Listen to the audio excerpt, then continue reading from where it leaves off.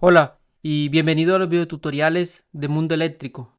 En este video vamos a ver cómo es el comportamiento de una resistencia, condensador y una bobina en corriente alterna. Vamos a trabajar con estos elementos, los vamos a tomar como elementos ideales. Vamos a iniciar con la resistencia. Vemos acá que dice que hay una entrada de energía eléctrica en una sola dirección. Esto quiere decir que la resistencia al momento de ser conectada en corriente alterna empieza a consumir, digamos, a hacer un consumo de potencia o a convertir esa energía en otro tipo de energía, que es energía calorífica.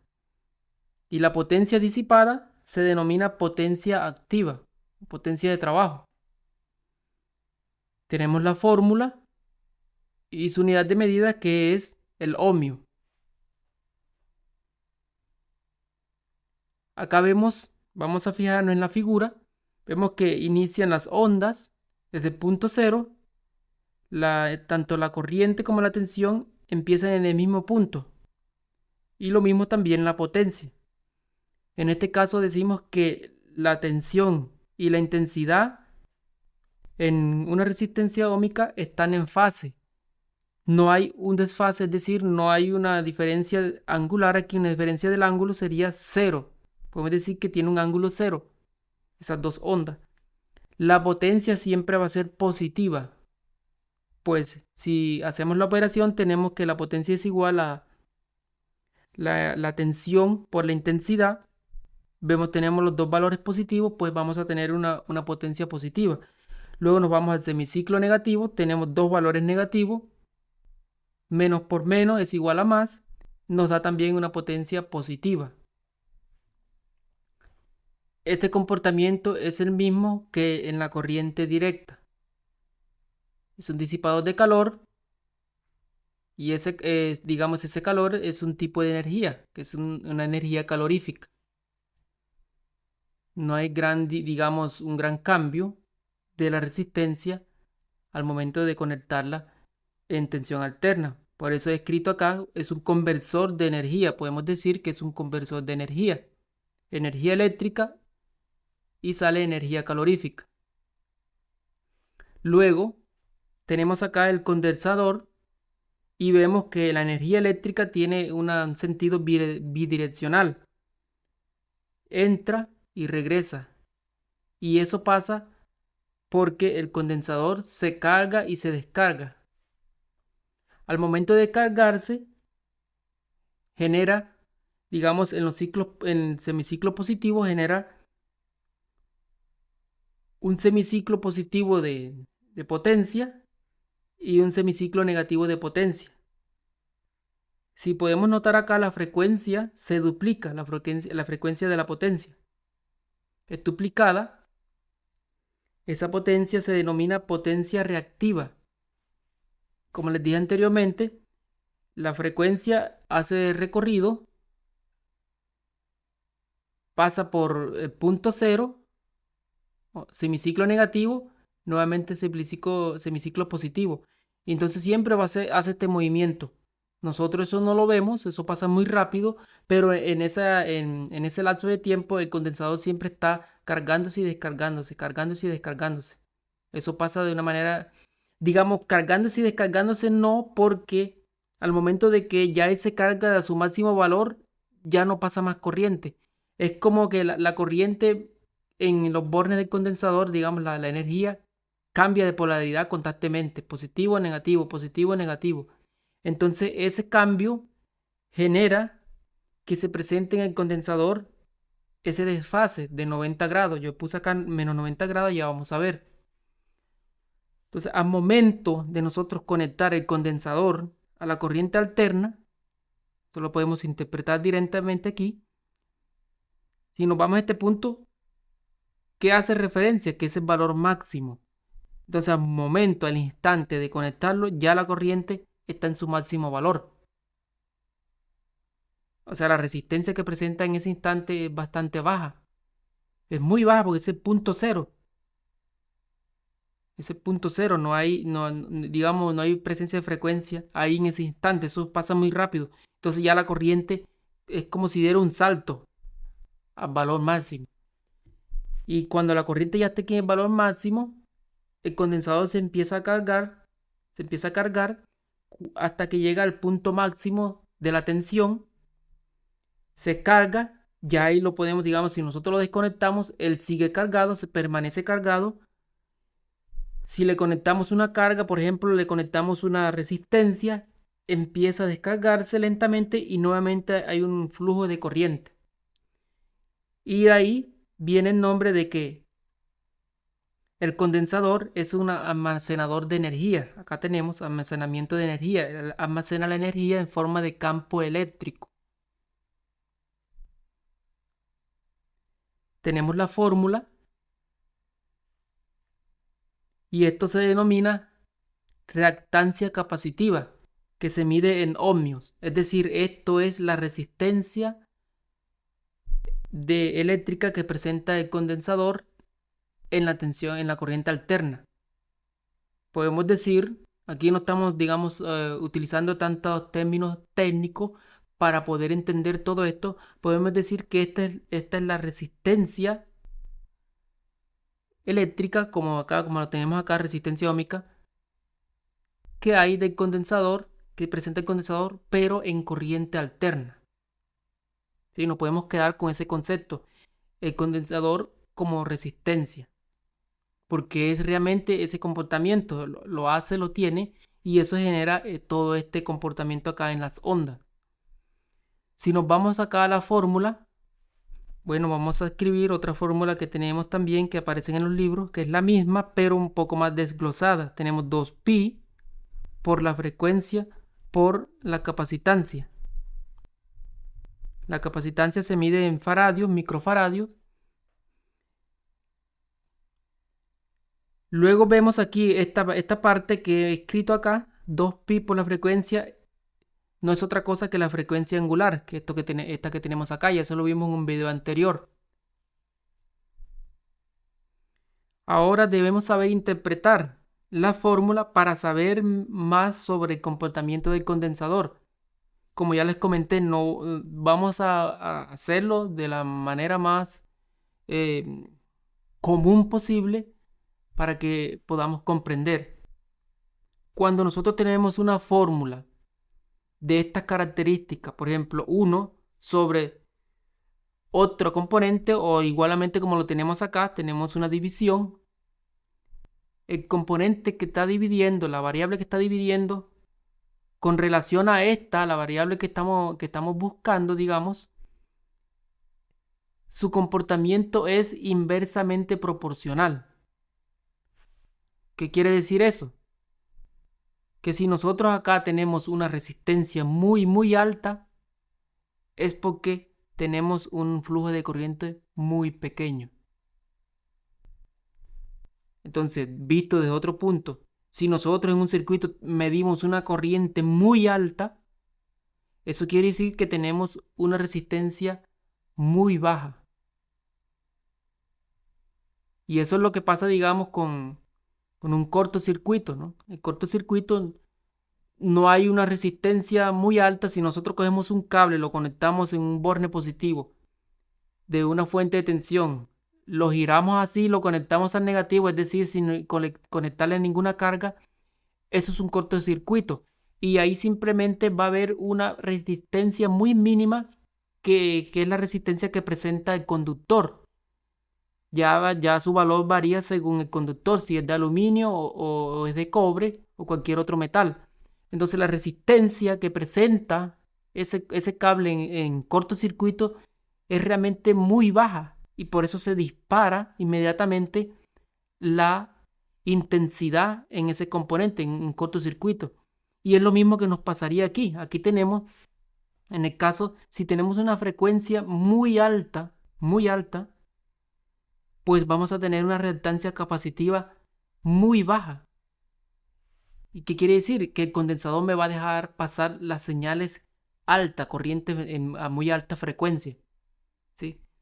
Las señales que vienen a muy alta frecuencia, él las deja pasar porque pues su resistencia es baja en ese punto, en ese caso. Si tenemos una resistencia baja, digamos, perdón, una frecuencia baja, pues la resistencia va a ser más alta. Seguimos bajando la frecuencia, sigue aumentando la reactancia capacitiva, es decir, la resistencia en el condensador. Y si la llevamos a cero, pues llegamos al punto que tenemos aquí. Pues estamos a cero, ¿qué vamos a tener? Corriente máxima. Y si tenemos corriente máxima, pues la resistencia es casi nula. Eso es lo que pasa en el condensador al momento de nosotros conectarlo a la corriente, digamos, a la corriente alterna, en ese instante de tiempo hasta que se carga. Pues espero que esto vaya quedando claro, si no, pues dejen sus comentarios, sus preguntas. Y recuerden, el condensador almacena energía eléctrica en forma de campo eléctrico. Esa energía queda ahí guardada hasta que se le conecte un receptor o una carga y él empieza nuevamente su ciclo de descarga y nuevamente pues hay un movimiento de corriente. Y ese ciclo se repite cada vez que eh, pues conectamos el condensador a corriente alterna, se carga, lo descargamos pues, con el dispositivo que esté conectado, con la electrónica que esté interviniendo ahí, nuevamente sigue el proceso de carga y descarga. Y recuerden, la potencia que se presenta es una potencia reactiva, es decir, la potencia reactiva, esa potencia entra al condensador y en el ciclo positivo y en el ciclo negativo lo regresa al generador. Esa potencia va y viene, va y viene. Por eso es muy importante tener en cuenta al momento de trabajar con motores, el motor es una bobina, son bobinas y presenta el mismo comportamiento que un condensador.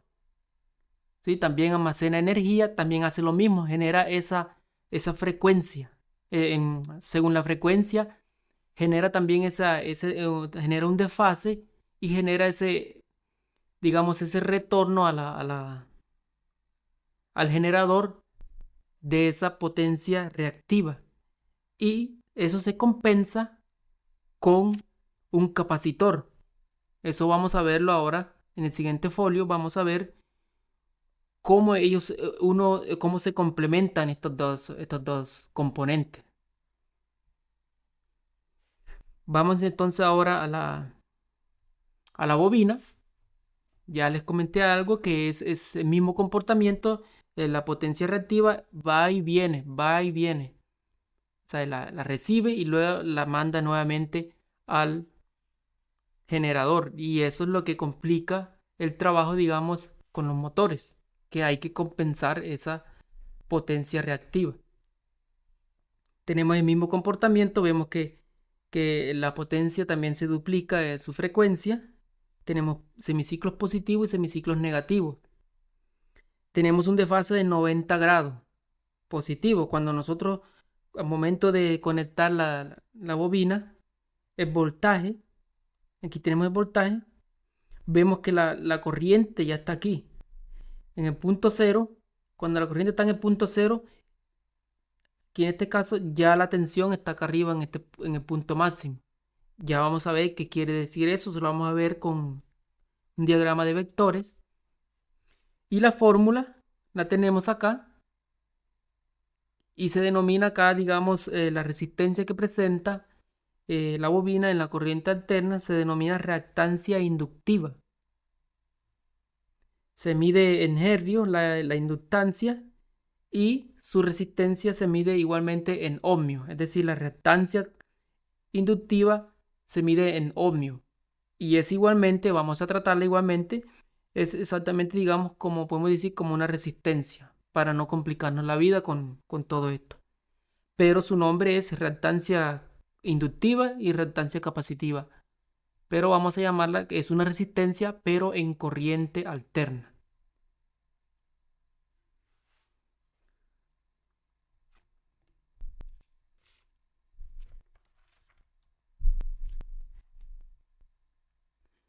Acá tenemos ahora este estos otros gráficos, y tenemos una nueva palabra que se llama impedancia. Bueno, la impedancia ya lo hemos visto en la parte anterior, que hemos dicho que tenemos una resistencia, y eso no es otra cosa, que esto es la resistencia, pero en corriente alterna. Eso se le llama impedancia. Tenemos esta fórmula que viene de Pitágoras, el teorema de Pitágoras, para calcular, digamos, el largo de este vector. Por ejemplo, nosotros tenemos estos dos vectores. Tenemos este vector de la resistencia óhmica. Como ella no tiene desfase, siempre va siempre va ahí en este punto, siempre va alineada con el eje X. Siempre va ahí alineada con el eje X, porque no hay desfase. La inductancia va hacia arriba. Tenemos esos 90 grados. Acá los vemos. Acá vemos el esquema. Tenemos más 90 grados y tenemos menos 90 grados del condensador. Eso lo vamos ahora a entender mejor. Si miramos, digamos, acá tenemos los dos vectores. El vector de la bobina, es decir, de la reactancia inductiva, inductiva, y la reactancia capacitiva hacia abajo. Y esos dos vectores, si nosotros vemos el ángulo, acá lo tenemos, están, digamos, a una distancia de 180 grados. Exactamente. Estamos hablando de componentes ideales. Tenemos este ángulo de 180 grados entre esos dos vectores. Es muy importante tenerlo en cuenta. Luego aquí nos aparecen unas letras muy raras aquí que, bueno, no sabemos qué es eso. Creo que en un video ya más o menos expliqué qué significa la J y ya eso lo veremos más adelante. Esto es lo que se denomina número complejo, porque es mejor trabajar con los números complejos para los cálculos en esta corriente alterna.